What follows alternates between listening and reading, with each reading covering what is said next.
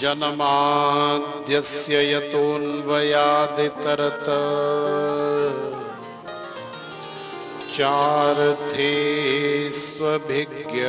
चार्थेष्वभिज्ञस्वरा तेने ब्रह्म हृदय आदिकवये मुह्यन्ते सूरयः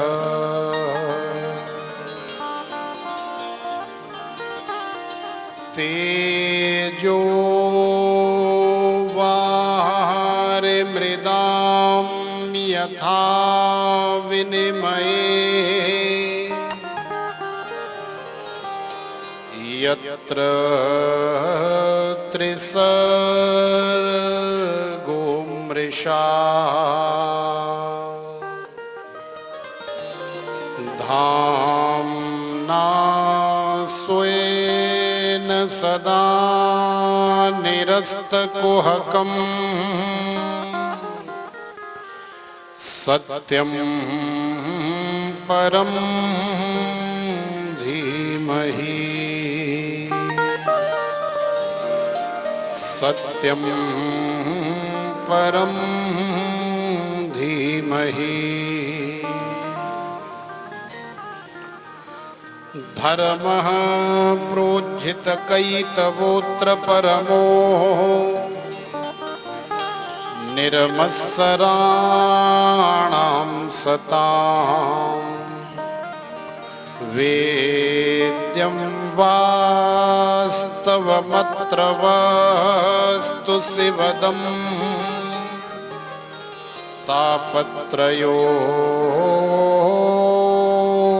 तापत्रयोन्मूलनम्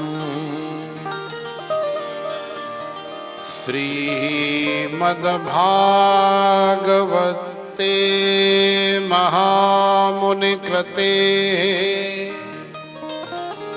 किं वा परैरीश्वरः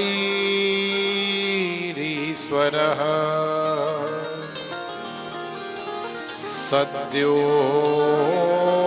हृद्यवरुध्यतेऽत्र कृतिभिः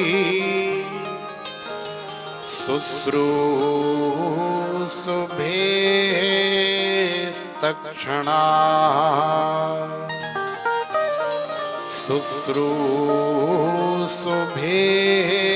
शुश्रूषुभिस्तक्षणा बोलिए श्रीमद्भागवत भगवान की जय जय श्री राधे।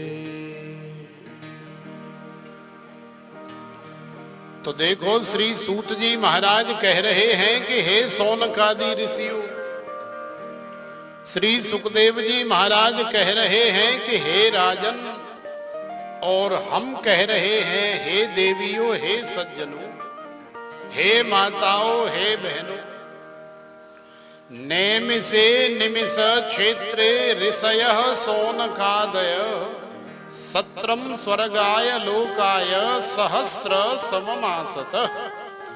नैमिषारण्य की परम पावन भूमि पर 1000 वर्ष तक चलने वाला ये श्रीमद् भागवत कथा का सत्संग सत्र चल रहा है, जिसमें विचार हो रहा है कि संसार का कल्याण कैसे हो। ऐसा विचार केवल ऋषि मुनि साधु संत महात्मा ही कर सकते हैं, अन्यथा संसार वाले तो फिर आप जानते ही हैं कि मेरी एक आंख फूटे तो अभाल फूट जाए। समझ रहे हो? मेरी एक आंख फूटे तो अभाल फूट जाए, लेकिन जा सुनीता की तो दोनों फूटनी चाहिए। इसमें मैं खुश हूं।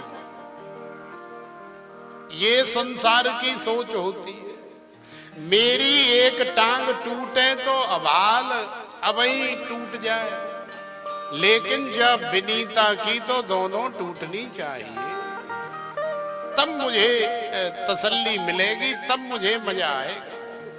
फिर देखूंगी। मैं तो एक टांग से बैसाखी लगा के और लंगड़ा भंगड़ा के चल लूंगी, लेकिन जब जाकी दोनों टूट जाएंगी और फिर बेड में पड़ी पड़ी, चारपाई पे मंझे पे पड़ी पड़ी करावेगी, लघु शंका दीर्घ शंका भी नहीं जाए पावेगी, न कहूं घूम पावेगी। जब पतो पड़ेगी जाके मोकू बड़ो मजा आवेगो, मोकू बड़ो आनंद आवे।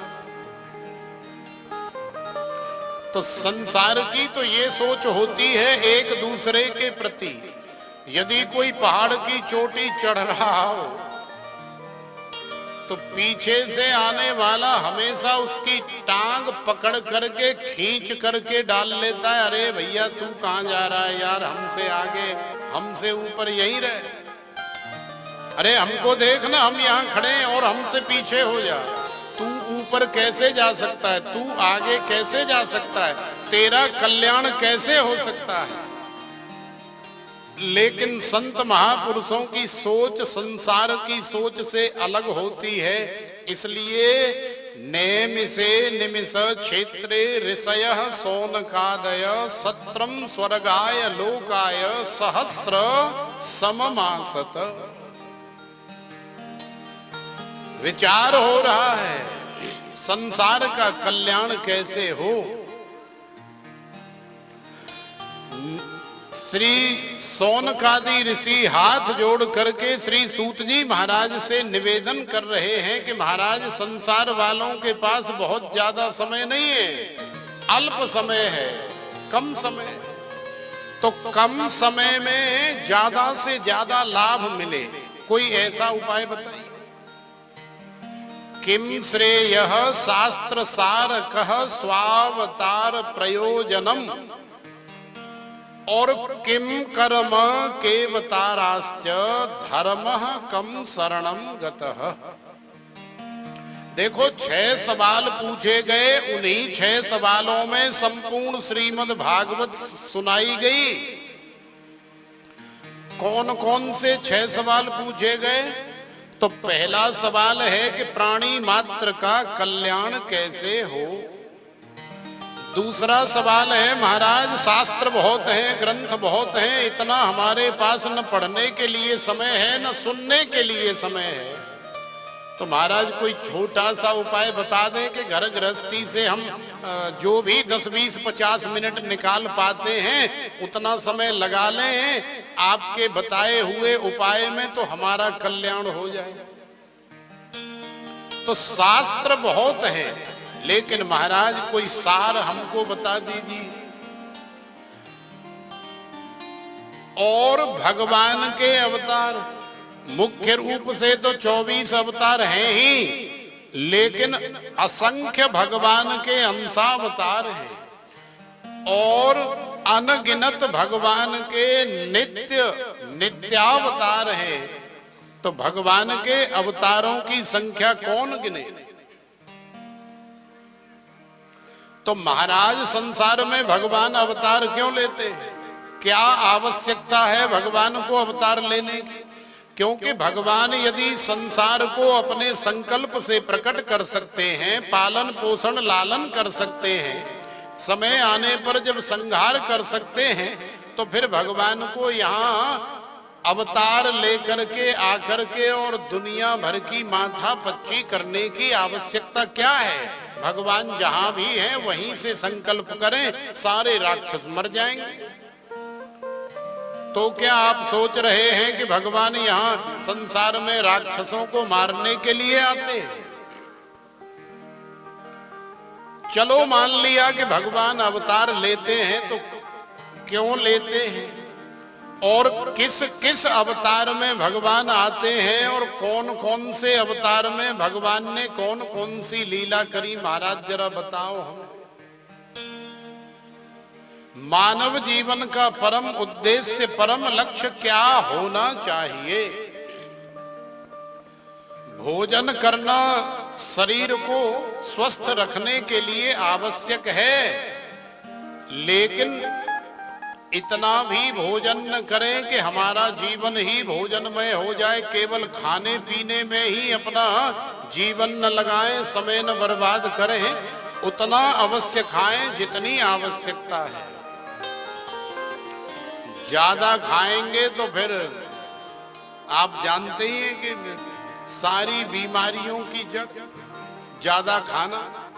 ज्यादा खाने से फिर ज्यादा हेल्दी हो जाएंगे और फिर पेट में अनेकों प्रकार की गैस है, एसिडिटी है, अपच है और फिर न जाने क्या क्या विकार शरीर में बन जाते हैं।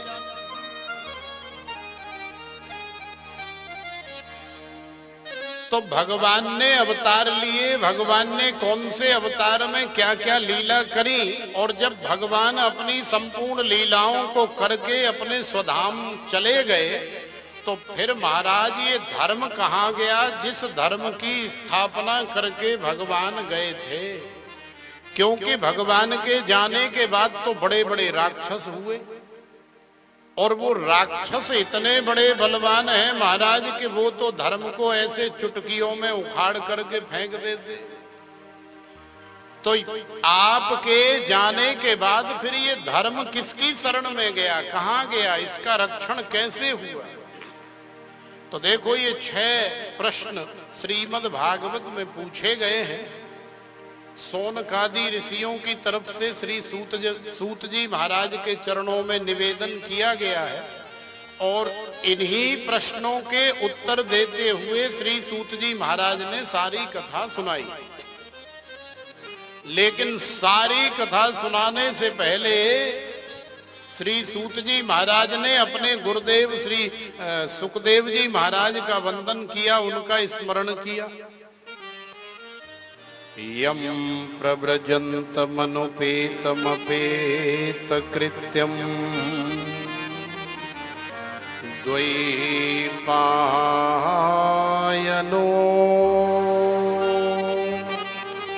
विरह कातर आजुहाव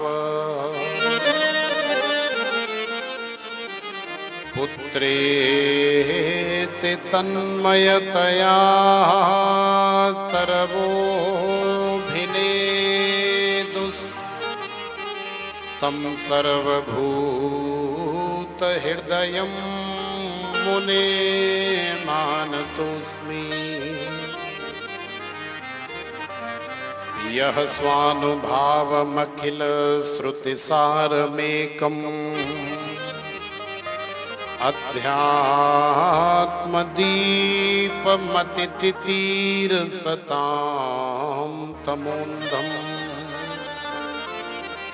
संसारिणां करुणयाः पुराणगुह्यम्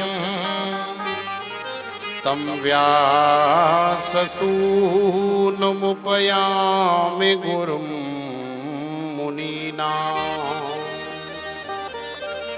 तं व्याससूनुमुपयामि गुरुं मुनीनाम्।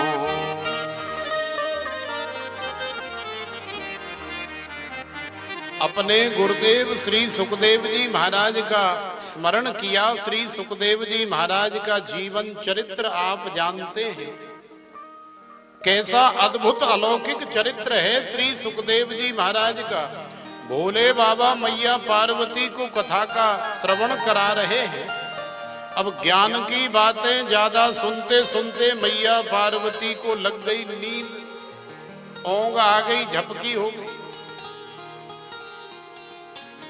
बगल में ही बैठा हुआ एक सुख पक्षी भोले बाबा के श्री मुखारविंद से अमर कथा श्रवण कर रहा है। सुख ने देखा कि मैया तो सो गई।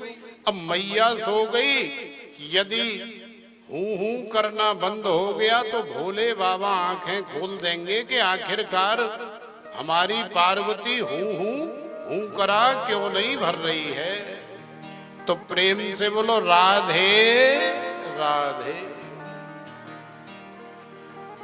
तो उस सुख पक्षी ने भी हूं हूं करना प्रारंभ कर दिया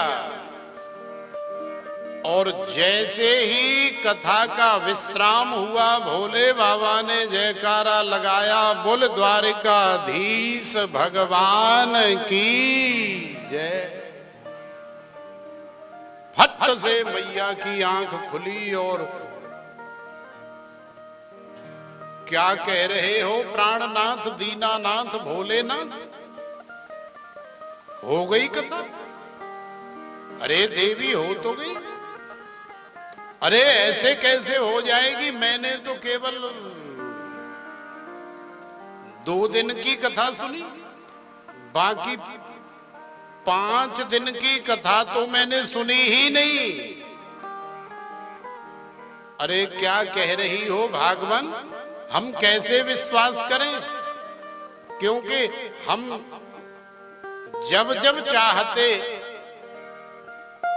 आपकी सजगता की परीक्षा लेना, तब तब आपने हमें हुंकरा भर के परीक्षा दी कि आप सावधान होकर के कथा सुन रही हो। अरे नाय महाराज, ये तो आपको गलत फहमी हो गई है, मैं तो सो गई थी। तो भोले बाबा विचलित हो गए, बोले आप सो गई थी तो फिर ये कथा किसने सुनी? दाएं बाएं देखा तो एक सुख नाम का पक्षी वहां बैठा मुस्कुरा रहा है। बोले बाबा कथा तो हमने सुन ली, बड़ा आनंद आ गया, रसगुल्ला सा हमारे मोड़े में फूट गया, अब तो वैसे ही हम अमर हो गए। अमरता का मतलब क्या है? शरीर से न मरना ऐसा नहीं, मृत्यु के भय से रहित हो जाना ही अमर है। ध्रुव जी महाराज अमर हो गए, प्रहलाद जी महाराज अमर हो गए, अम्बरीश जी महाराज अमर हो गए, मीराबाई अमर हो गई, रैदास जी अमर हो गए, कबीर दास जी अमर हो गए, श्री तुलसीदास जी महाराज अमर हो गए। भले ही वो शरीर से हमारे सामने हमें नहीं दिखाई दे रहे, लेकिन वास्तविकता ये है कि आज भी यदि उनका स्मरण हो रहा है, आज भी उनका वंदन अभिनंदन हो रहा है, आज भी उनकी याद आ रही है, तो वो अमर हो गए। अन्यथा संसार में न जाने कितने रोज जन्म लेते हैं और कितने यहाँ से चले जाते हैं, कौन जानता है कौन आया और कौन गया। तो अमरता का मतलब है मृत्यु के भय से रहित हो जाना ही अमरता है। मृत्यु का भय भगवान की कथा दूर कर देती है। भोले बाबा ने रोष किया, भोले बाबा ने कही अच्छा तूने हमारी कथा चोरी से सुनी है तो कुछ छोड़ूंगा नहीं। भोले बाबा त्रिशूल लेकर के दौड़ने लगे और तोता आगे और भोले बाबा पीछे।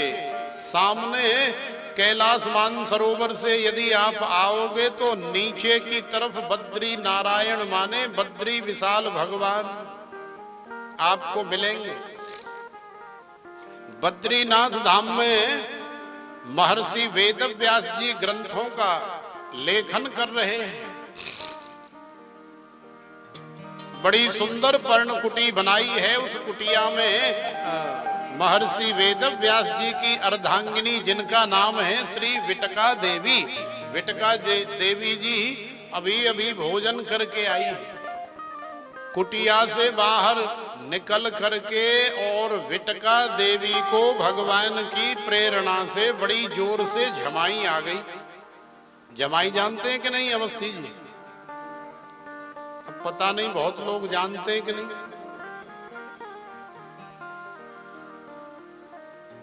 अब जैसे ही विटका देवी मैया ने मोड़ो खोले ऊपर की तरफ तो श्री सुखदेव जी महाराज दौड़े चले आ रहे हैं। सीधे विटका देवी जी के मोड़े से गर्भ में पधार गए और भोले बाबा चारों तरफ ढूंढ ढांड करके चले गए। बोले चलो छोड़ो, अब तो वैसे भी कथा सुन ली है जाने, तो अब तो वैसे ही ये मरेगा नहीं, मैं इसको कैसे मारूं। भाई यदि तुम्हें ज्ञान हो गया तो भले ही तुम्हारे शरीर के कितने भी टुकड़े कर दिए जाएं तो भी तुम मरोगे नहीं। चाहे तुम्हें जला दिया जाए, चाहे तुम्हें गला दिया जाए, चाहे तुम्हें सुखा दिया जाए, क्योंकि तुम्हें ज्ञान हो गया है कि मैं शरीर नहीं हूं, मैं तो अजर अमर अविनाशी का अंश हूं, जिसका कभी नाश नहीं होता। नैनम छिंदन्ति शस्त्राणि, नैनम दहति पावक, न चैनम क्लेदयन्त्यापो, न शोषयति मारुत।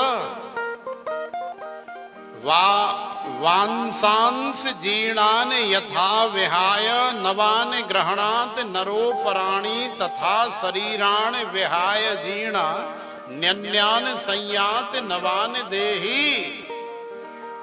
जैसे हमारा कपड़ा पुराना हो जाता है तो हम उसे बदलने में देर नहीं लगाते, बदल देते, फिर नया पहनते। जब तक धो करके बढ़िया पहनने लायक है केवल तभी तक पहनते। जब देख लिया कि अब इसमें दम नहीं रहा है, 20, 30, 50 बार पहन लिया, बस हटा, तो हटा करके फिर नए का इंतजाम करते हैं। ऐसे ही ये शरीर रूपी कपड़ा इस आत्मा का, इस परमात्मा के अंश का है। जब इसे लगता है कि ये कपड़ा पहनने लायक नहीं रहा है तो वो इसे त्याग देता है, छोड़ देता है और फिर नया कपड़ा पहन लेता है, नया शरीर धारण कर लेता है। वो मरता नहीं है। तो भगवान की कथा सुन करके ये ज्ञान हो जाता है, अमरता प्राप्त हो जाती है। श्री सुखदेव जी महाराज अमर हो गए।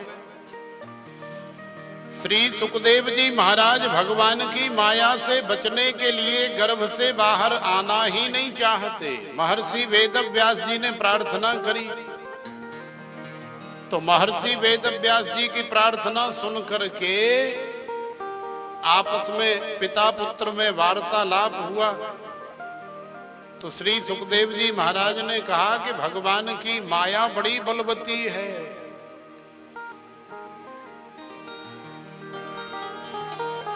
भगवान की माया त्रिगुणमयी है। देवी हेसा गुणमयी मम माया दुरत्तया, मामेव ये प्रपद्यन्ते मायाम एताम तरन्ते ते।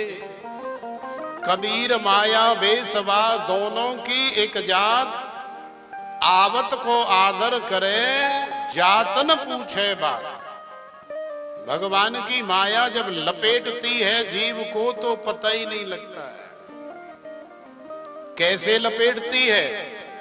भूमि परत भा डावर पानी, जिम जीवहे माया लपटानी। जैसे बादलों से, आकाश से जल की सुंदर वृष्टि हो रही है, जल बड़ा पवित्र है, सुंदर है, बड़ा मीठा है, लेकिन जैसे ही वो भूमि का स्पर्श करता है वही पवित्र, वही मीठा, वही सुंदर जल जो नहाने योग्य है, पीने योग्य है, भोजन बनाने योग्य है, कपड़ा धोने योग्य है, माने हर तरह से उपयोगी है, लेकिन वही जल जब इस भूमि का स्पर्श करता है तो वो दूषित हो जाता है, मलिन हो जाता है, फिर वही नालियों में, नालों में बहना शुरू कर देता है। तो भगवान की माया भी बिल्कुल वैसे ही है। जीव अपनी मां के गर्भ में जब तक रहता है वो निर्मल रहता है, पवित्र रहता है, सुंदर रहता है, मीठा रहता है, बड़ा सहज और सरल रहता है। जैसे ही वो गर्भ से बाहर आता है, यहाँ की हवा, पानी और इस धराधाम भूमि का स्पर्श होते ही उसे भगवान की त्रिगुणमयी माया लपेट लेती है। तो श्री सुखदेव जी महाराज ने कहा कि देखो महाराज, मैं इस संसार में तभी आऊंगा जब भगवान श्री हरि स्वयं आकर के मुझे आशीर्वाद दे।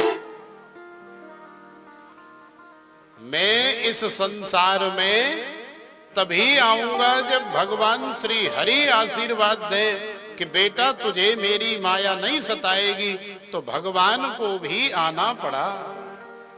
भगवान आए और भगवान ने आशीर्वाद दिया।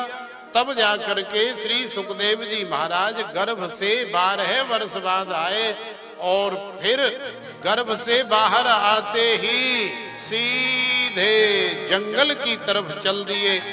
आज पुत्र पुत्र पुत्र पुत्र, बेटा बेटा बेटा कहते हुए महर्षि वेदव्यास जी चिल्ला रहे हैं, अरे बेटा रुक जा, अरे बेटा रुक जा। लेकिन ऐसे महापुरुषों की नजर में कौन किसका बेटा, कौन किसका पिता, एक बार ज्ञान होने के बाद फिर न कोई किसी का बेटा, न कोई किसी का पिता, न कोई किसी की माता, न कोई किसी का भाई, न कोई किसी की बहन। ये तो एक संयोग है कि हम आपस में मिले हुए हैं कुछ समय के लिए, जैसे ट्रेन में मिल जाते। अब सोचो, अभी हम जब वृंदावन वापस जाएंगे या जब हम आ रहे थे तो कितने लोगों से हमें उस डब्बे में परिचय हो गया। हमने सोचा ही नहीं था कि कौन मिलेगा और कैसा मिलेगा, क्या हो। मिल गए, संपर्क में आ गए, जुड़ गए। अब ये पूर्व जन्म का न जाने क्या संयोग था। अब यहां से जाएंगे तो न जाने कौन कौन संपर्क में आएगा। तो ऐसे ही जीव संसार में आता है तो ये थोड़ी देर का संयोग संपर्क होता है। यहाँ से जाने के बाद फिर कोई किसी का नहीं है। फिर वो न जाने कहाँ जा करके जन्म लेगा, नर बनेगा कि नारी बनेगा, या फिर हो सकता है पशु बनेगा, पक्षी बनेगा, या और अन्य 84 लाख योनियों में कहाँ जाएगा, किसने देखा है। तो ऐसा अद्भुत ज्ञान श्री सुखदेव जी महाराज के पास भगवान की कृपा से है। तो श्री सुखदेव जी महाराज जंगल में चले गए, समाधि लगाई, लेकिन महर्षि वेदव्यास जी ने अपने शिष्य भेज करके और किसी तरह से श्री सुखदेव जी महाराज को बुलाया। बुला करके भगवान की कथा की ही ये सामर्थ्य है कि श्री सुखदेव जी महाराज को खींच करके ले आई और श्री सुखदेव जी महाराज ने सारे धर्म कर्तव्यों का पालन करते हुए भगवान की कथा पढ़ी। तो यम प्रव्रजंत मनुपेत मपेत कृत्यम द्वैपायनो विरह कातर आजुहाव पुत्रेत तन्मयतया तरवो भिनेदुस्तम सर्वभूत हृदयम मुनिमान तोस्मी। श्री सुखदेव जी महाराज का हम लोग स्मरण करें, वंदन करें। बोलिए श्री सुखदेव जी महाराज की जय जय श्री राधे। तो जैसे कथा पढ़ने के बाद, कथा सीखने के बाद श्री सुखदेव जी महाराज ने अपना संपूर्ण जीवन भगवान के हवाले कर दिया, कृष्ण कन्हैया लाल के हवाले कर दिया, उनके हाथों में, उनके चरणों में सौंप दिया। तो ऐसे ही कथा सुनने के बाद या कथा सुनते हुए हम भी अपने जीवन को भगवान के हाथों में सौंप दें तो निश्चित हमारे जीवन में परिवर्तन होगा, आनंद होगा। तो आइए हम भी इस भाव से अपने जीवन को सौंपने का प्रयास करें।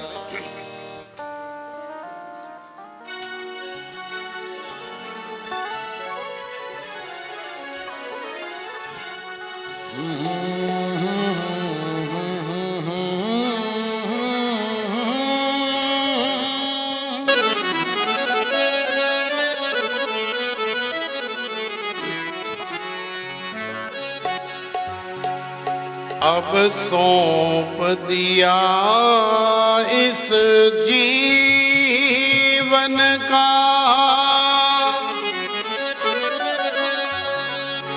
सब भार तुम्हारे हाथों में।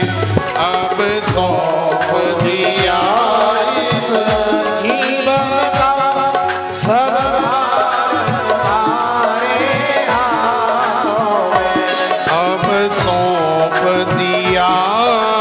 जीवन का सब भार तुम्हारे हाथों में।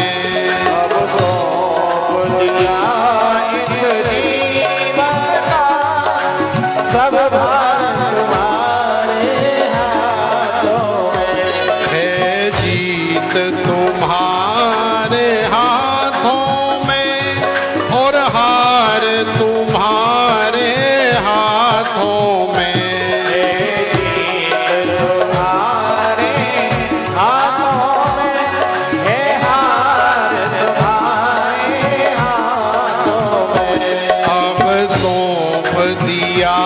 इस जीवन का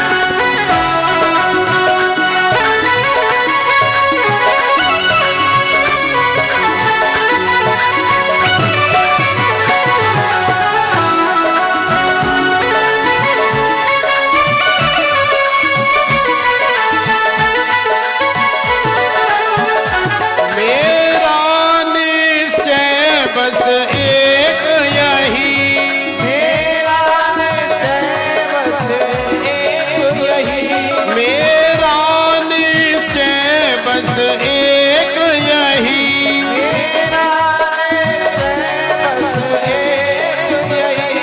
एक बार तुम्हें पा जाऊं मैं, एक बार तुम्हें पा जाऊं मैं, एक बार तुम्हें पा जाऊं मैं, एक बार तुम्हें पा जाऊं मैं। अर्पण कर दूं दुनिया भर का, अर्पण कर दूं दुनिया भर का, सब भार तुम्हारे हाथों में। अर्पण दिया इस जीवन का सब भार तुम्हारे हाथों में।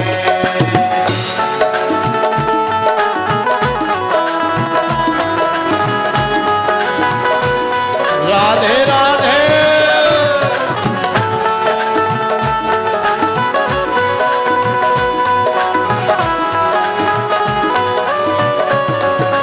जय हो।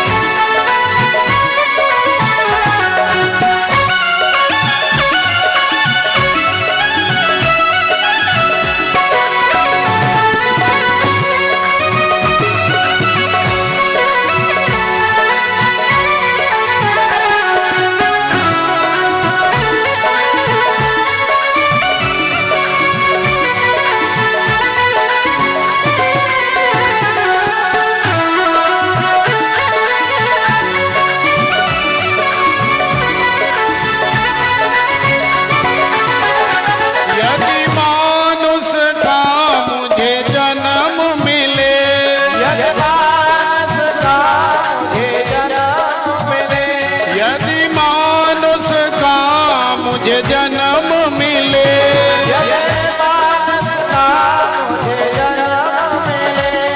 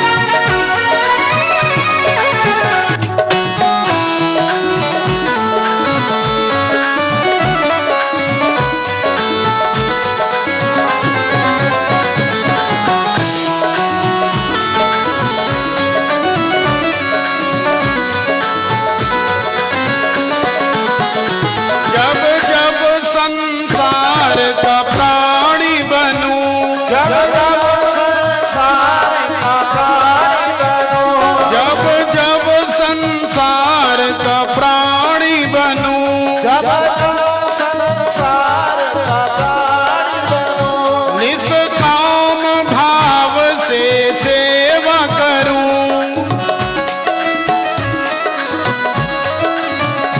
निष्काम भाव से सेवा करूं,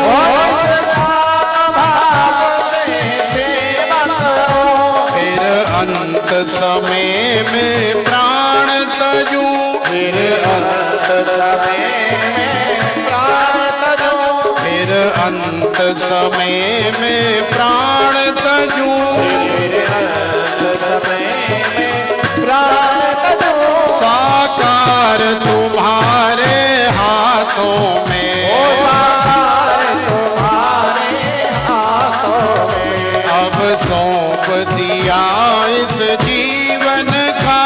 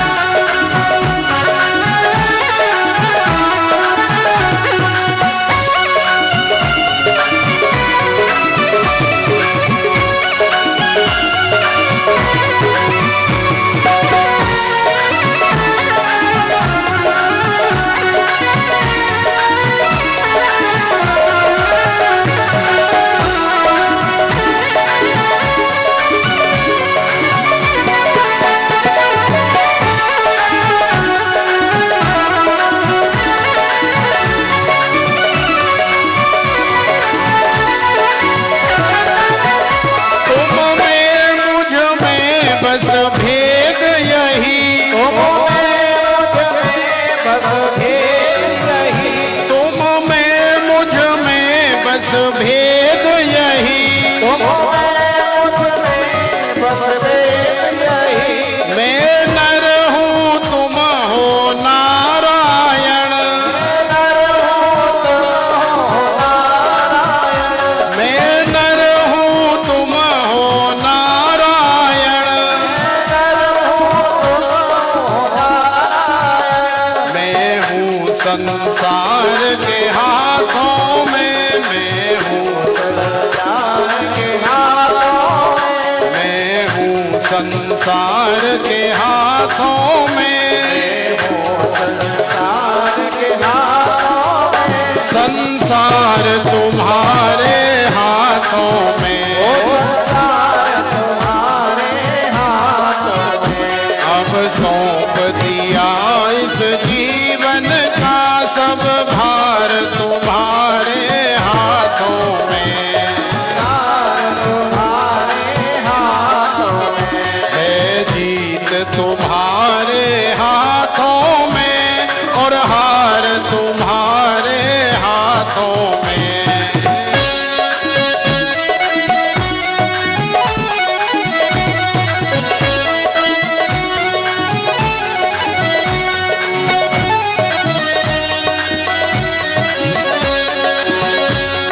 साली सेवा करते हुए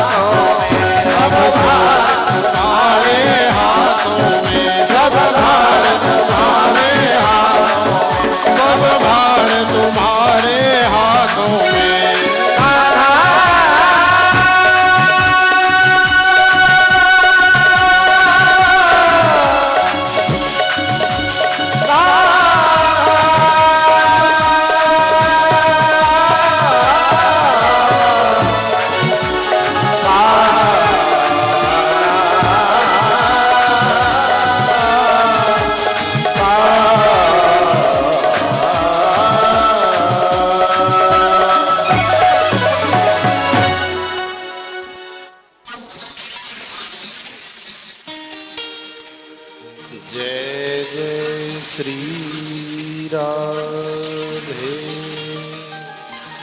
बोलिए श्री रमण बिहारी लाल की जय। जय श्री